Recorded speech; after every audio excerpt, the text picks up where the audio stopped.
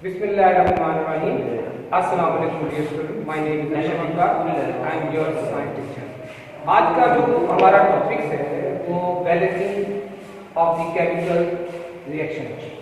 देखिए, किसी भी केमिकल रिएक्शंस के अंदर रिएक्टेंट्स वो केमिकल्स होते हैं जो किसी भी केमिकल रिएक्शन में टेक पार्ट करते हैं। हिस्सा लेते हैं। उस टेक पार्ट के दौरान जो चीज प्रोड्यूस हो रही होती है उसका प्रोडक्ट। और किसी भी रिएक्शन को according to law of conservation of mass के मुताबिक हमने बैलेंस लिखना होता है। Mass neither be created, mass not be destroyed during chemical reaction. एक फॉर्म से दूसरी फॉर्म में चेंज तो होता है, लेकिन उसको ना तो हम डिस्ट्रॉय कर सकते हैं ना क्रिएट कर सकते हैं। इसलिए किसी भी केमिकल रिएक्शन को रिप्रेजेंट करने के लिए सबसे बेहतरीन तरीकेकार ये होता है कि जो भी केमिकल रिएक्शन है जब हम कोई इक्वेशन की शक्ल में रिप्रेजेंट करते हैं वो बोथ रिएक्टेंट साइड और प्रोडक्ट साइड में इक्वल होना चाहिए। ऐसा रिएक्शन जिसमें रिएक्टेंट साइड और प्रोडक्ट साइड इक्वल होती है, ऐसे रिएक्शंस को हम बैलेंस केमिकल रिएक्शंस कहते हैं। और ऐसा रिएक्शन जिसमें रिएक्टेंट साइड के एलिमेंट्स प्रोडक्ट साइड के एलिमेंट्स से इक्वल ना हो, कम या ज्यादा हो, ऐसी इक्वेशंस को हम अनबैलेंस केमिकल इक्वेशंस कहते हैं। सबसे पहले आज के लेक्चर में मैं आपको अनबैलेंस केमिकल इक्वेशन लिखूंगा, फिर उसको मैं आपको रूल बताऊंगा कि आप उस केमिकल रिएक्शन को किस तरह बैलेंस करना है। देखें, हमारा क्वेश्चन नंबर 5.5, इसमें हमने बैलेंसिंग करनी है इक्वेशन को। जो फर्स्ट इक्वेशन है कैल्शियम बाइकार्बोनेट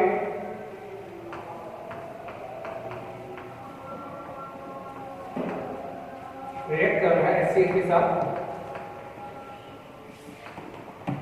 इस रिएक्शन के दौरान जो प्रोडक्ट्स हैं वो हमारे पास कैल्शियम क्लोराइड, कार्बन डाइऑक्साइड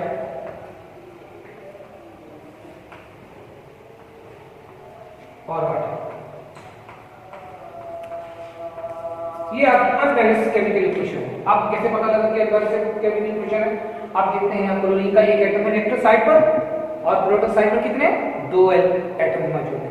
इसका मतलब ये हमारे पास अनबैलेंस्ड केमिकल इक्वेशन है। अब हम इसको स्टेप बाय स्टेप हम इस इक्वेशन को हम स्टेप बाय स्टेप बैलेंस करेंगे। देखें, सबसे पहले हम किसी भी कंपाउंड को रिएक्टर साइड या प्रोडक्ट साइड से चूज कर सकते हैं। हम देखते हैं यहाँ कैल्शियम का एक एटम है, लेफ्ट साइड पर आते हैं, हम देखते हैं कैल्शियम का एक एटम है, पर यहाँ क्लोरीन के 2 एटम हैं। कितने एटम हैं? 2 एटम हैं। यहाँ क्लोरीन सिंगल एटम में, तो आप कोफिशिएंट की शक्ल में बाहर 2 लिखेंगे। आपने देखा कि यहाँ पर क्लोरीन के 2 एटम्स आ गए। उसके बाद आप कार्बन को देखते हैं, यहाँ 2 है, इसका मतलब कार्बन के 2 एटम यहाँ लेफ्ट साइड पर मौजूद हैं, तो यहाँ पर कार्बन का एक एटम है, तो आप भी इसको कोफिशिएंट शेयर में यहाँ पर 2 लिखेंगे। अब आप देखें कार्बन के 2 एटम इक्वल हो गए। अब उसके बाद आप देखते हैं हाइड्रोजन 2 यहाँ है और 2 यहाँ। कितने एलिमेंट्स होंगे हाइड्रोजन के? 4, और यहाँ कितने हैं? 2। तो अब आप इसको 2 से मल्टीप्लाई करेंगे तो आप देखें कि हाइड्रोजन जो है वो भी दोनों बोथ साइड पर, रिएक्टर साइड पर और प्रोडक्ट साइड पर इक्वल हो गए। अब हम देखते हैं ऑक्सीजन को काउंट करते हैं। 3 2 6। आप यहाँ देखिए 2 2 4 और 2 ऑक्सीजन एटम 6। ये हमारे पास बैलेंस केमिकल इक्वेशन है। अब मैं एक और अनबैलेंस केमिकल इक्वेशन लिखूंगा, फिर हम उसको इक्वेशन को बैलेंस करेंगे।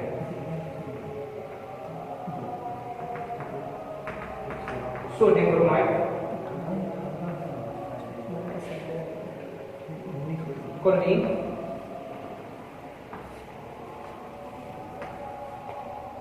सोडियम क्लोराइड और ब्रोमीन। अब आप यहां देख रहे हैं सोडियम का सिंगल एटम लेफ्ट साइड पर, राइट साइड पर सिंगल। सोडियम बैलेंस्ड है। सोडियम क्या है? बैलेंस है। अब यहां आप देख रहे हैं कि ब्रोमीन जो है वो सिंगल एटम है, जबकि ब्रोमीन जो है यहाँ पर इसके 2 एटम मौजूद हैं। अब हम क्या करेंगे? आप देखिए कि यहाँ ब्रोमीन 1 है, तो हम इस कोफिशिएंट की शेप में यहाँ 2 से इसको मल्टीप्लाई कर देंगे। अब आपने देखा कि ब्रोमीन के भी यहाँ 2 एटम हो गए, वहां भी ब्रोमीन के 2 एटम हो गए। अब आप यहाँ देख रहे हैं क्लोरीन यहाँ पर 2 एटम हैं, जबकि यहाँ पर क्लोरीन के कितने एटम हैं? 1। तो हम यहाँ भी 2 से मल्टीप्लाई कर देंगे। तो जब यहाँ से 2 से मल्टीप्लाई करेंगे तो आप देखेंगे 2 सोडियम के लिए भी है, ये 2 क्लोरीन के लिए भी है, और आप देखिए कि सोडियम के ऑलरेडी यहाँ 2 एटम मौजूद है। तो ये फुल बैलेंस केमिकल इक्वेशन आपके पास आ गए, यानी जितने एलिमेंट्स की तादाद हमारे पास रिएक्टेंट साइड पर है उतने ही प्रोडक्ट साइड पर है। अब मैं आपको इसकी तीसरी एग्जांपल समझाऊंगा। सबसे पहले मैं इसकी अनबैलेंस्ड केमिकल इक्वेशन जो आपके सिलेबस से रिलेटेड है, Fe इसको हम आयरन कहते हैं, ऑक्सीजन, Fe2O3 आयरन ऑक्साइड। देखिए ये हमारे पास एक अनबैलेंस्ड केमिकल इक्वेशन आपको ऑलरेडी नजर आ रही है। यहाँ पर आयरन एक एटम, यहाँ आयरन के 2 एटम, यहाँ ऑक्सीजन के 2 एटम, यहाँ ऑक्सीजन के 3 एटम। एक चीज आपने मद्देनजर रखनी है, कभी भी कोई केमिकल रिएक्शन हो रहा हो ना तो सबसे पहले आप केमिकल रिएक्शन में गैसेस को देखें। जैसे कि हमारे पास ऑक्सीजन मौजूद है, सबसे पहले आप उस गैस को बैलेंस करने की कोशिश करें। अब देखिए यहाँ 2 और 3, अब आपको पता होना चाहिए 2 और 3 का एसएम क्या होता है 6। इसका मतलब मैं अगर इसको 3 से मल्टीप्लाई करता हूं तो 6 हो गया, और अगर इसको मैं 2 से मल्टीप्लाई करता हूं तो ऑक्सीजन 6 हो गए, बोथ साइड पर 6 एटम्स इक्वल हो गए। अब आप देखते हैं 2 2 4, आयरन कितने हो गए 4 एटम्स हो गए। तो हम क्या करेंगे, आयरन के इस साइड पर लेफ्ट साइड पर हम 4 लिख देंगे। ये हमारे पास मुकम्मल कंप्लीट एक बैलेंस केमिकल इक्वेशन आ गई। एक और इक्वेशन भी हम प्रैक्टिस करेंगे, NH4। ये आपको बताता हूं, जो डियर स्टूडेंट्स बच्चों को इक्वेशन बैलेंस करने में बहुत सारी प्रॉब्लम्स आ रही होती हैं। Ammonium hydroxide, sulphuric acid H2SO4, जब इनका रिएक्शन करवाया जाता है ammonium sulphate NH4 SO4 NH4 twice, क्योंकि सल्फेट की वैल्यू 2 होती है इसलिए ट्वाइस लिखा जाता है, और H2O। ये हमारे पास एक अनबैलेंस्ड केमिकल इक्वेशन है। कैसे पता लग रहा है, देखें अमोनियम एक एटम और यहां अमोनियम के 2 एटम्स, तो ऑलरेडी हमें नजर आ रहा है कि यार वहां पर अमोनियम के 2 एटम्स हैं और यहां 2 मॉलिक्यूल्स हैं, तो हम यहां पर 2 से मल्टीप्लाई करेंगे। यहां से क्या कर देंगे 2 से मल्टीप्लाई कर देंगे, तो आप देखेंगे अमोनियम बैलेंस हो गया। सल्फेट यहां 2 हैं, एक 1 है मॉलिक्यूल इसका, और राइट साइड पर भी सल्फेट का मॉलिक्यूल 1 है।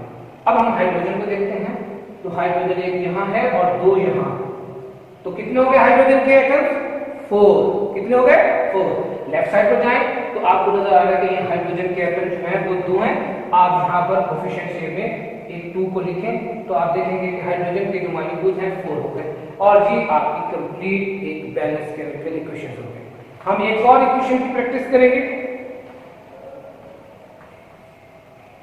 जिंक Zn HCl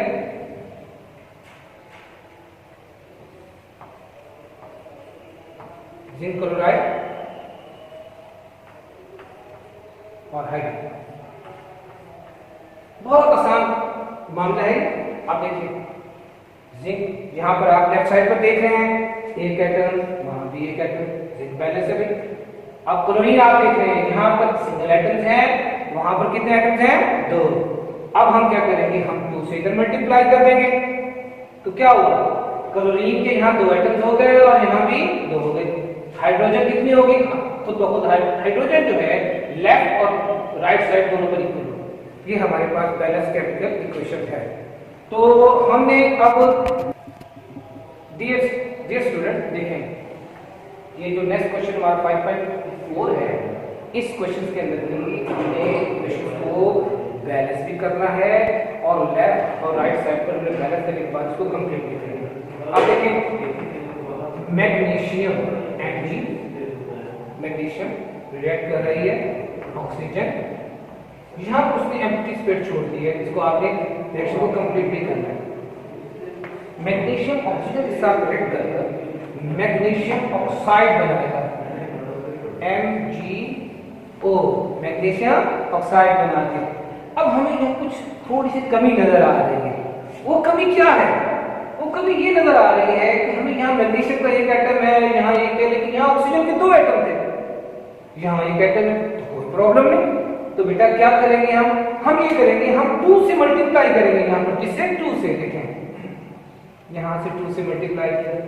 अब जब हमने यहाँ से 2 से मल्टीप्लाई किया तो हमने देखा कि लेफ्ट साइड और राइट साइड ऑक्सीजन तो बैलेंस होगी, लेकिन हमारी मैग्नीशियम प्रॉब्लम कर रही है।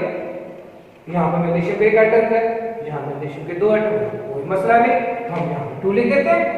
अब ये देखिए हमारे पास एक equation complete fully balanced equation मौजूद है, जिसमें लेफ्ट साइड और राइट साइड पर दोनों तरफ नंबर ऑफ एटम इक्वल है। नेक्स्ट इक्वेशन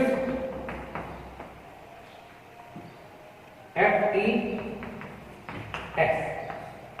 अब आप देखिए आयरन सल्फेट के साथ रिएक्ट करता है, आयरन सल्फाइड FeS।